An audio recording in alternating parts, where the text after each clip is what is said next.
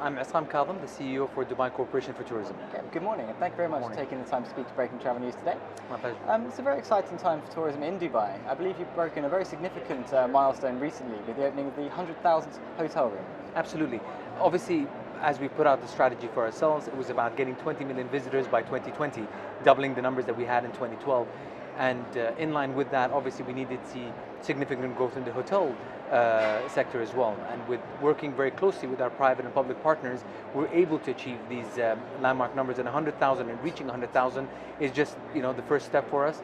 And we already know that by the end of 2018, we should have 134,000 hotel rooms, building our way towards the 2020 vision. That deadline of 2020 is very significant again for the Expo 2020 you'll be hosting there.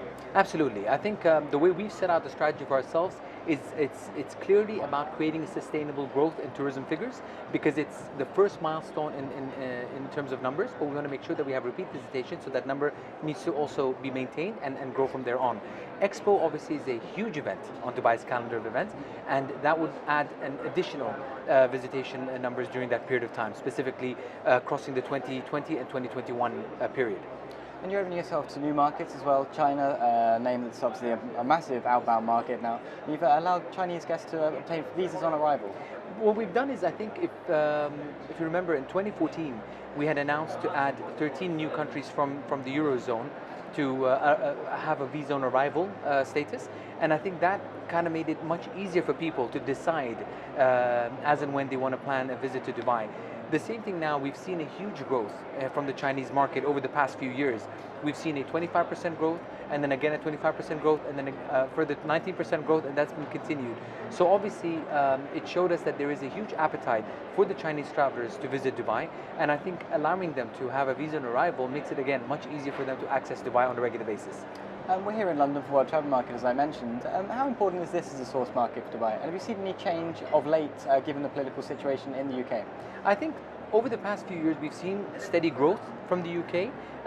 And what was even significant for us during the summer last year was that we've seen a lot of travelers from the UK coming to Dubai during the summer periods. I mean, winter was always popular for them as a destination, but summer also added a lot more to that. So that was great.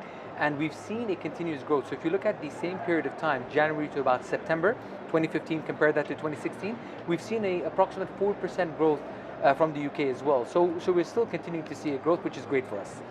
We've been talking to your partners on the stand here about the Dubai Parks and Resorts, which I believe opened only days ago. Yes. Does this show or illustrate Dubai widening its appeal to new markets, new demographics?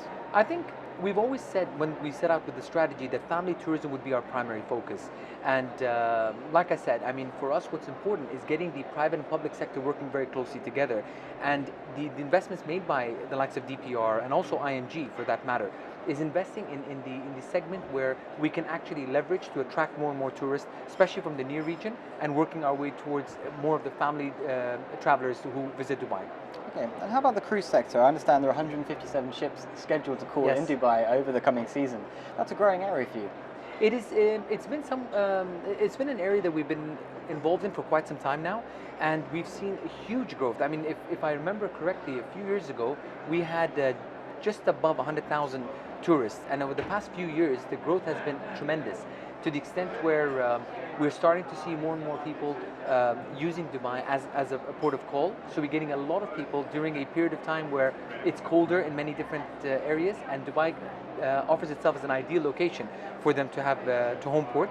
And I think from that, leveraging that within the target audiences that we have from Asia and from the Middle East, it just served itself perfectly for this industry.